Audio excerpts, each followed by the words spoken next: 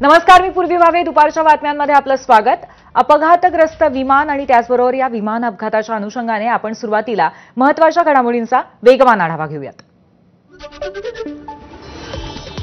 विमानाचा महत्त्वपूर्ण black box सापडला. फ्लाईट डेटा रेकॉर्डर आणि कॉकपिट व्हॉइस रेकॉर्डरही सापडल्याची माहिती. अपघात कसा झाला याचा अखेर उलगडा होणार.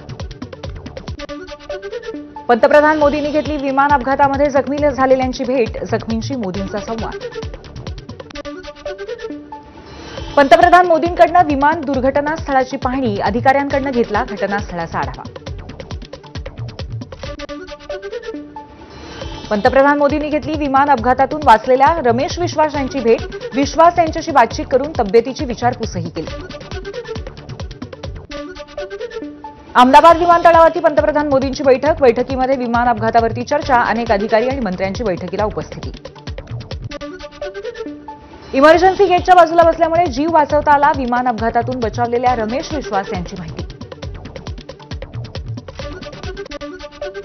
10 मिनिटं उशीर झाल्यामुळे फ्लाईट चुकली आणि भरूचमध्ये राहणाऱ्या भूमी चौहान यांचा जीव वाचला. भूमी चौहान या लंडनला जात होत्या, मात्र वाहतूक कोंडीमुळे पोचायला उशीर झाला, अशी भूमी यांची माहिती.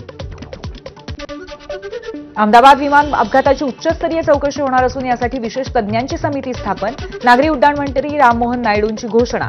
डीजीसी आणि एअर इंडियाची टीम घटनास्थळी दाखल. पुढचा तपास सुरू. मूळचे मुंबईकर असलेल्या अली कुटुंबाचाही अहमदाबाद विमान अपघातात अंत. जावेद अलींचं कुटुंब लंडनमध्ये स्थायिक होतं. आईच्या शस्त्रक्रियेसाठी मुंबईला कुटुंब आलं होतं. मुंबईत कुटुंबामध्ये 4 आणि 8 वर्षांच्या मुलांचाही मृत्यू झालाय अपघातात. अहमदाबाद विमान दुर्घटनेमध्ये महाराष्ट्रातील दीपक पाठक यांचा दुर्दैवी मृत्यू. दीपक पाठक हे एअर इंडियाचे क्रू मेंबर होते आणि बदलापूरचे रहिवासी होते. दुर्घटनेआधी दीपक यांनी फोनवरून आईशी संवाद साधला होता.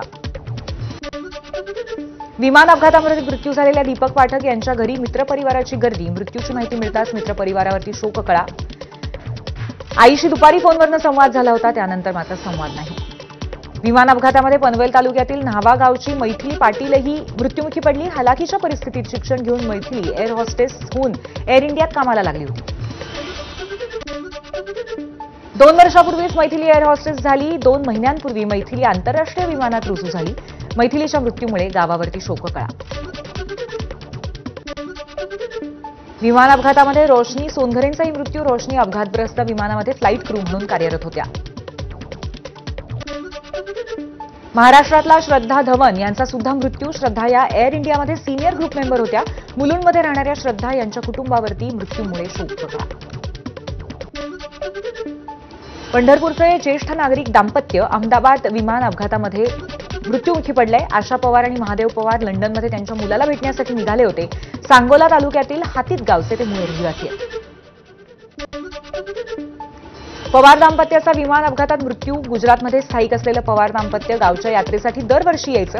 रात्रीच त्यांनी फोनवरती औषधांची विचारपूस केली होती, अशी बंधू भाऊसाहेब पवार यांची भावनिक प्रतिक्रिया.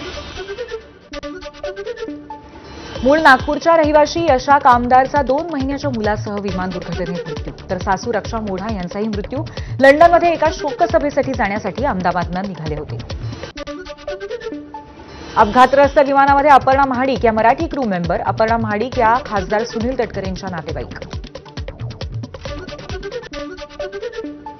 बीजे मेडिकल कॉलेजच्या हॉस्टेलबाहेर चहाचा ठेला लावणाऱ्या 15 वर्षाच्या आकाश पाटणीचा विमान दुर्घटनेत मृत्यू. विमानाचे काही तुकडे चहाच्या ठेल्यावरती उडून पडल्यामुळे आगीच्या भडक्यामध्ये होरपळून मृत्यू. विमान अपघातामध्ये राजस्थानच्या एकाच कुटुंबातील 5 जणांचा मृत्यू. डॉक्टर कोमी व्यास आणि डॉक्टर प्रदीप जोशींसह मुलांचाही मृत्यू. अहमदाबाद इथे घडलेल्या विमान अपघातामध्ये उदयपूरच्या शुभ मोदी आणि शगुन मोदी या बहीण भावाचा मृत्यू. दोघे बहीण भाऊ महिनाभराच्या सुट्टीवरती लंडनला फिरायला निघाले होते. शुभ आणि शगुन हे उदयपूरचे मार्बल व्यावसायिक रचित मोदी यांची मुलं आहेत. विमान दुर्घटनेच्या मृतांमध्ये केरळच्या 38 वर्षीय रंजिता गोपाल कुमार यांचाही समावेश. त्यांच्या मागे 2 लहान मुलं आणि वृद्ध आई असा परिवार. अपघातात मृत पावलेल्या क्लाइव्ह कुंदर अभिनेता विक्रांत मेसीचा चुलत भाऊ नसून त्याचा फॅमिली फ्रेंड. विक्रांतची इंस्टाग्रामवरती पोस्ट. विमान अपघातामध्ये जखमी झालेल्यांच्या कुटुंबियांना पोलिसांकडून मदत. सिव्हिल हॉस्पिटलमध्ये पोलिसांकडून अल्पोपहाराचं वाटप. एअर इंडियाकडनं 4 शहरांमध्ये मदत केंद्र स्थापन. कुटुंबीय नातेवाईकांच्या मदतीसाठी अहमदाबाद, मुंबई, दिल्ली आणि गॅटविक विमानतळावरती मदत केंद्र. कुटुंबीय नातेवाईकांना अहमदाबादमध्ये पोहोचण्यासाठी सेवा उपलब्ध.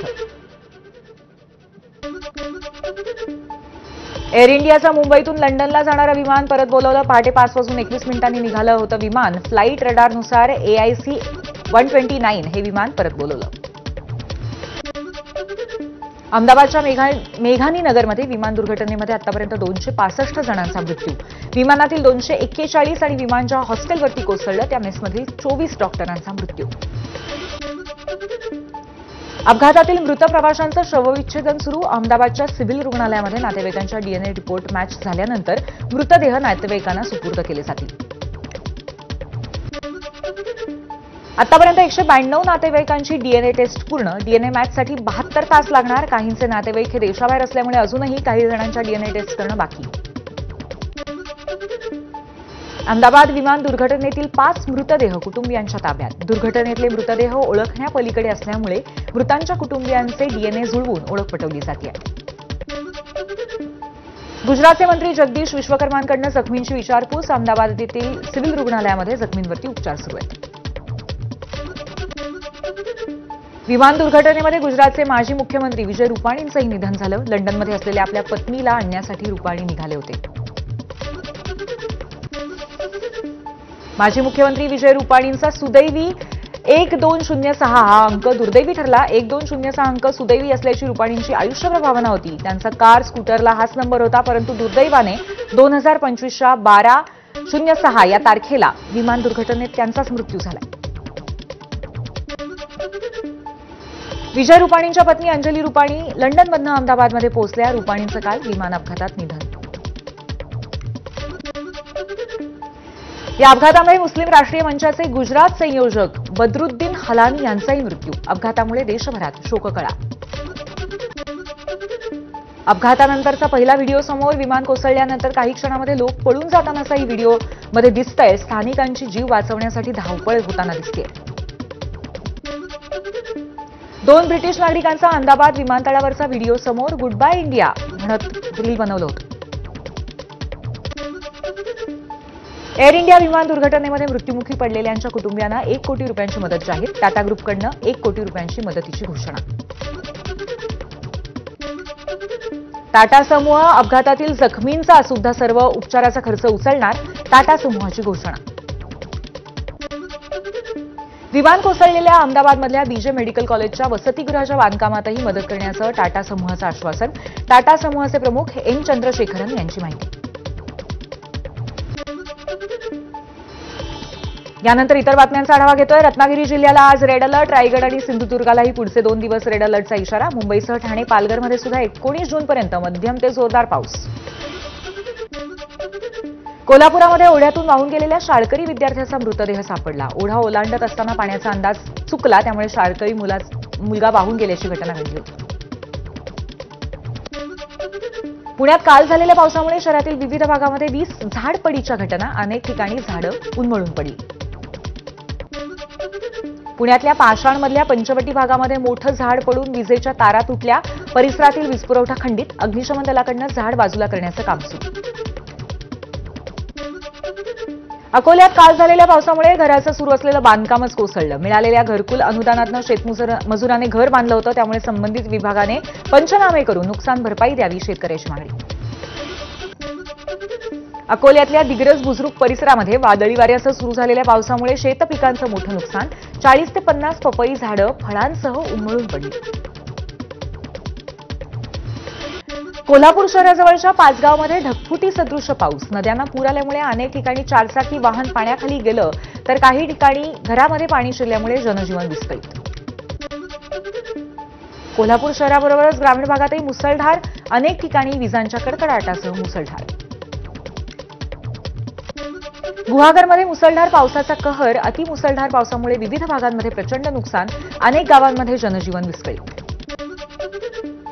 गुहागरमध्ये विजांच्या कडकडाटासह मुसळधार पावसाची हजेरी. अनेक भागामध्ये नद्या नाले तुडुंब भरले. सिंधुदुर्गच्या देवगडमध्ये ढगफुटी सदृश पाऊस. निपाणी राज्यमार्गावरती पाणी साचल्यामुळे काही काळ वाहतूक संथ गतीने सुरू होती. वाशिम जिल्ह्यामध्ये पावसाची जोरदार हजेरी, नदी नाले तुडुंब भरल्यामुळे अनेक भागातले रस्ते पाण्याखाली. लातूर जिल्ह्यातल्या उदगीर तालुक्यामध्ये जोरदार पावसामुळे शेत शिवारात पाणीच पाणी आणि धडकनाळ इथे पूल सुद्धा पाण्याखाली गेलाय. अकोल्याच्या मूर्तिजापूर तालुक्यातील दुर्गवाडा गावामध्ये जोरदार पावसामुळे अनेक घरांचं नुकसान. या दुर्घटनेमध्ये 3 जण जखमी झालेत. बुलढाणा जिल्ह्यामध्ये विजांचा कडकडाट आणि वादळी वाऱ्यासह मुसळधार पावसाची हजेरी. अनेक ठिकाणी झाडं कोलमडून पडली आहेत. वाहनांचं नुकसान झालंय. अकोला जिल्ह्यामध्ये गारपिटीचा तडाखा. अनेक ठिकाणी फळबागांचं आणि भाजीपाल्याचं मोठं नुकसान.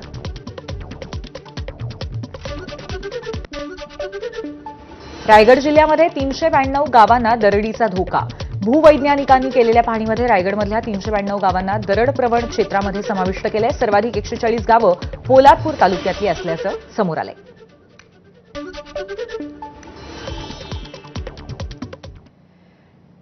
आणि या क्षणाची एक अत्यंत आणि सर्वात महत्त्वाची बातमी आपण बघणार आहोत. अपघातग्रस्त विमानाचा महत्त्वपूर्ण ब्लॅक बॉक्स अखेर मिळालेला आहे. Flight data recorder, cockpit voice recorder हे सुद्धा सापडलेले आहेत. त्यामुळे आता नक्की हा अपघात कसा झाला याच्या मागचं कारण कळू शकेल. कॉकपिट व्हॉइस रेकॉर्डरमधून अपघाताआधीची महत्त्वपूर्ण माहिती कळणार आहे. फ्लाईट डेटा रेकॉर्डरमधनं सुद्धा अपघाताआधीची माहिती समजणार आहे. 2 पैकी एक ब्लॅक बॉक्स सापडला आणि दुसऱ्याचा मात्र अजूनही शोध सुरू आहे.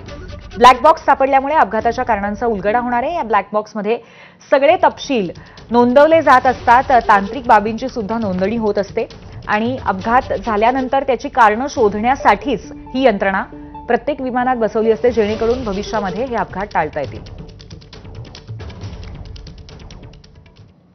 याबरोबरच एक छोटासा ब्रेक घेतोय. पाहत रहा एबीपी माझा. थोडक्यात प्रस्तुत